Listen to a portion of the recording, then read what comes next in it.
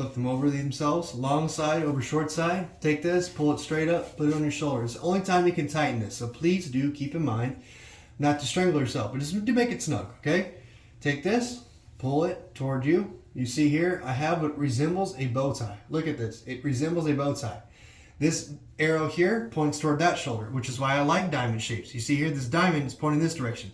The tab is pointing this direction. All you do is drop this down. You can see here, drop it straight down. What do you have here? Those elephant ears right here, elephant ear right here, and you have the trunk right here.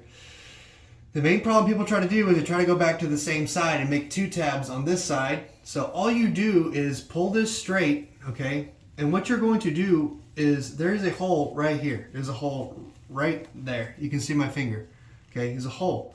All you do is force this back upon itself inside this hole, push it straight through, okay?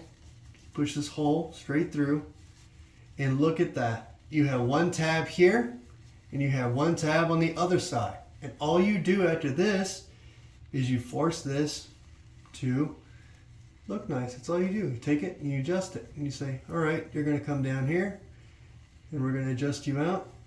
We're going to take that, pull it down, and look at that. You have yourself a bow tie. Now, that's what I like about bow ties. They're not perfect. They're perfectly imperfect, and that's perfectly okay.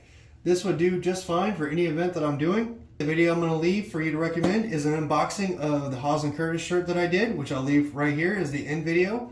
And for my daily content, please subscribe down in the description there for my Instagram. And I must say, thank you very much for visiting me, and thank you guys. Please subscribe down below.